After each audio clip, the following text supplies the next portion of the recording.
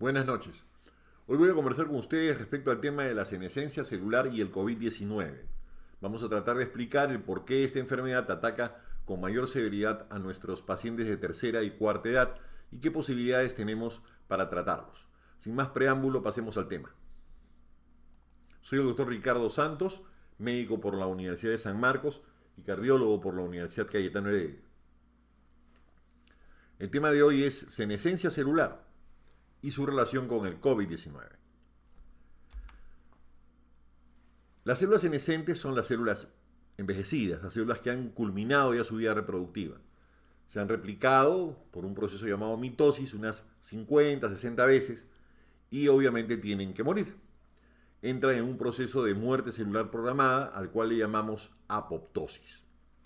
Sin embargo, entre el momento en el cual la célula termina sus replicaciones y pone fin a esta vida reproductiva y el momento en que la célula efectivamente deja de tener vida, se van a producir una serie de sustancias que tienen características de moléculas proinflamatorias. Colectivamente, este grupo de sustancias se conoce con el nombre de fenotipo secretor asociado a la senescencia e incluye citoquinas, quimioquinas y enzimas proteolíticas. El problema es que estas células, en la medida que se pueden acumular en ciertos órganos, van a generar enfermedades degenerativas en corazón, pulmones, riñones, etc., aparato locomotor, demencias y especialmente neoplasias malignas. La célula que entra en senescencia es una célula que comienza por fraccionar su DNA, como lo vemos en este núcleo celular en tinción color verde, y su membrana celular emite esta especie de pseudópodos, estas deformidades, que finalmente van a llegar a convertirse en pequeñas vesículas conocidas como cuerpos apoptósicos.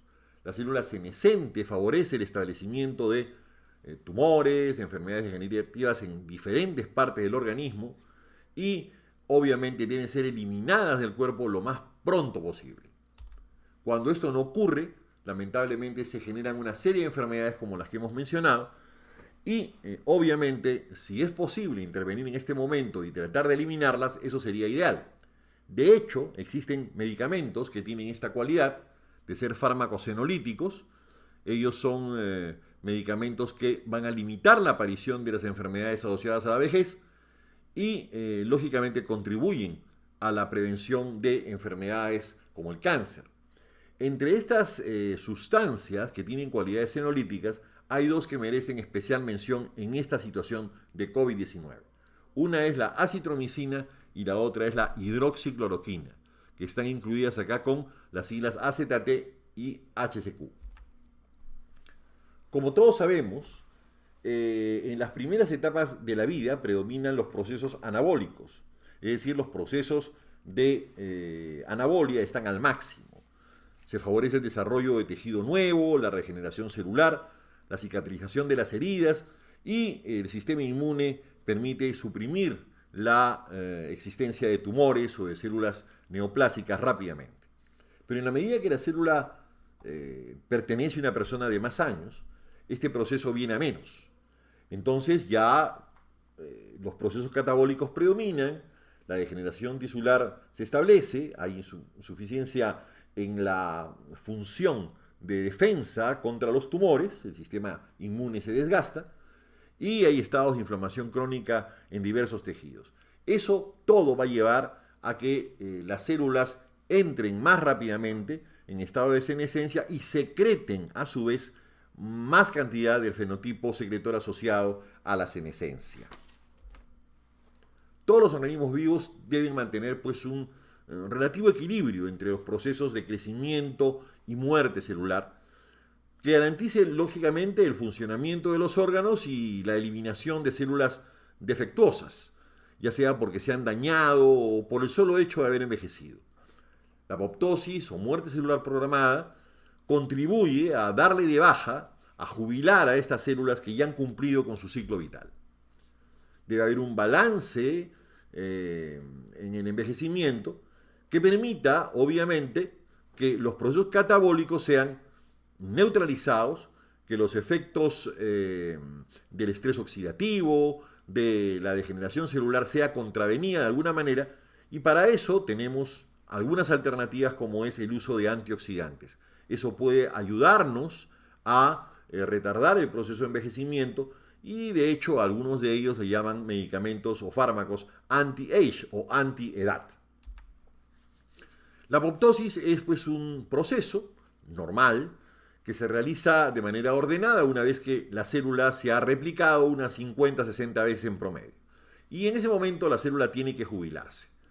Como ya lo vimos en otra diapositiva, primero es el núcleo el que se afecta, luego los organelos y finalmente la membrana celular que se va a deformar y va luego a permitir, a partir de esa membrana, la constitución de unas vesículas que conocíamos como vesículas apoptósicas o cuerpos apoptósicos, que van a contener en su interior todo el remanente de constituyentes celulares. La apoptosis comienza y se forman estas vesículas, que acá están con el nombre en inglés blebs, que quiere decir algo así como ampollas o vesículas. Se condensa el núcleo, se parte el DNA y finalmente esa membrana celular va a englobar pequeñas vesículas que contienen todos estos detritos. Esas vesículas van a ser presentadas a los macrófagos que luego se la van a comer. Un proceso que se conoce con el nombre de fagocitosis. Los cuerpos apoptósicos, engullidos por los macrófagos tisulares, dan finalmente por terminado el proceso, ¿no? Se termina por digerir todo eso, pero lamentablemente hay enfermedades que se asocian a la acumulación de estas células. Entre esas enfermedades encontramos el Parkinson, el Alzheimer, la esclerosis lateral amiotrófica, varios tumores y acá un punto muy interesante, enfermedades virales persistentes vinculadas al acúmulo de estas células viejas.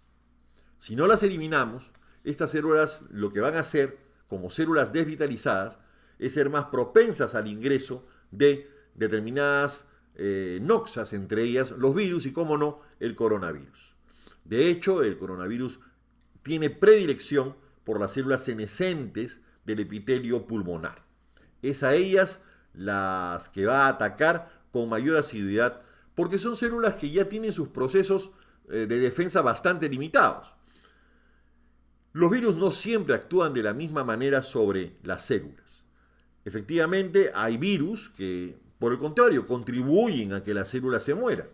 Ahí podríamos mencionar el VIH, el Epstein-Barr, el sarampión, el dengue. Pero hay otras partículas virales que hacen lo contrario. Es decir, tratan de evitar de que la célula senescente termine de morirse. Ahí encontramos al papilomavirus, el virus del varicela zoster y obviamente también al nuevo SARS-CoV-2, que es el culpable del COVID-19. ¿Cómo lo hacen? A través de estas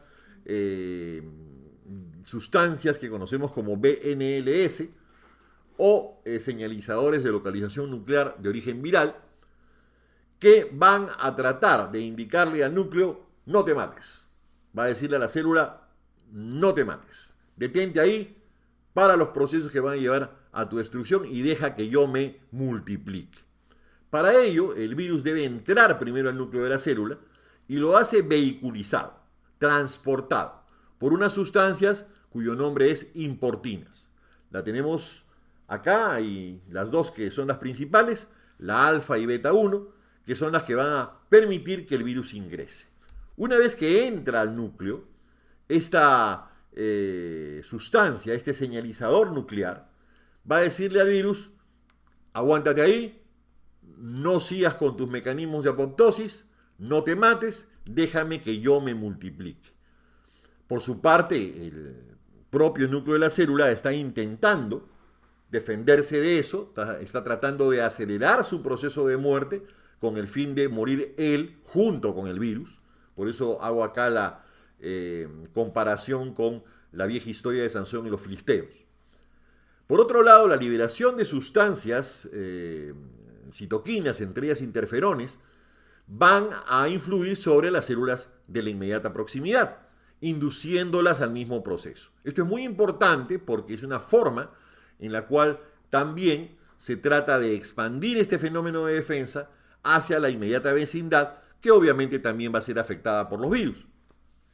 La célula normal que vemos acá va a degenerar en esto que vemos hacia abajo, que es la célula senescente, con toda la deformidad que antes les mencioné.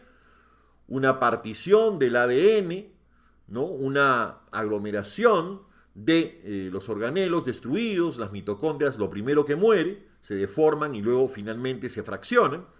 Y finalmente, a partir de la misma membrana celular, se forman los cuerpos apoptósicos que finalmente deberían ser engullidos por las células de defensa, los macrófagos en principio. Para contravenir este proceso de suicidio celular, el virus lanza pues estas sustancias que tratan de decirle al núcleo que no se mate. Es un asalto, digo yo, porque prácticamente lo que le dice al núcleo es un arriba las manos. Estos señalizadores virales tienen que entrar por las importinas antes mencionadas, y aquí entra a tallar una cosa muy interesante. Hemos escuchado, ya sabemos todos, que la ivermectina se emplea para esta enfermedad. ¿Y cuál es el mecanismo que emplea la ivermectina? Bueno, la ivermectina lo que hace es esto. Al unirse a las importinas alfa y beta 1, impide que el virus, o mejor dicho, las proteínas, estas sustancias, estos señalizadores que van hacia el núcleo se puedan meter al núcleo. Es decir, evitan que el coronavirus pueda ingresar al núcleo de la célula para permitir que la célula pueda ella entrar en apoptosis de manera tranquila. Es decir, que prosiga su proceso de autodestrucción. En otras palabras, que se suicide. Y al morir ella, muere también el virus que contiene. Pero el virus tampoco es tonto. Sabe con qué célula meterse, como digo acá. Tiene justamente predilección por las células viejas porque sabe que son células que tienen menos nivel de defensa. Son células que ya han completado sus procesos naturales, ¿no? Y obviamente son células que están premortem. Entonces pueden ser células vulnerables.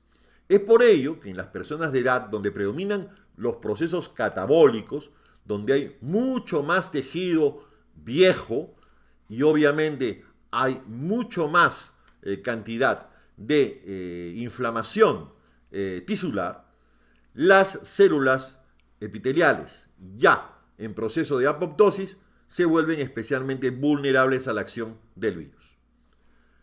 Varias enfermedades crónicas se producen justamente por la ingente cantidad de celularidad senescente, y ya hemos mencionado varias de ellas.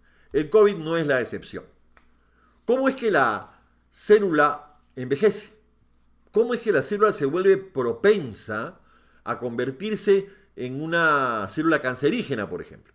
Lo primero que ocurre en la célula es que su núcleo tiene unos brazos, cada cromosoma tiene unos brazos, en cuya parte final se encuentra esta área coloreada de melón que se llama telómero.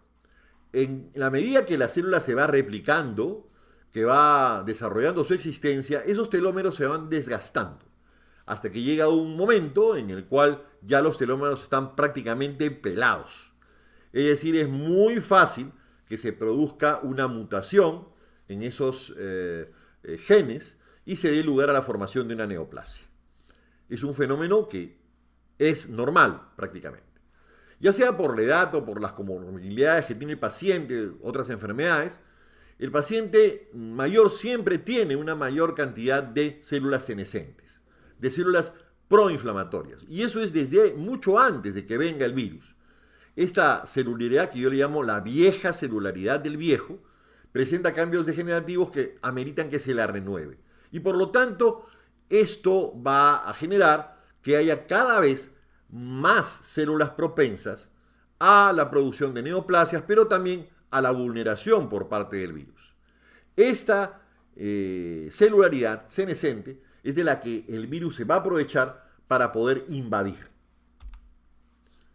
Acá vemos lo mismo que detallamos en el diapositivo anterior, cómo se va desgastando los telómeros y cómo la célula es cada vez menos vital. Es como un carro viejo, ¿no?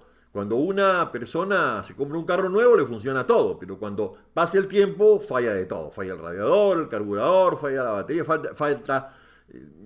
ya no le hace falta ninguna falla. Por cualquier cosa termina en el mecánico. Pues bien, en las personas ancianas, lamentablemente, Es parte de la vida. Esto es lo que ocurre.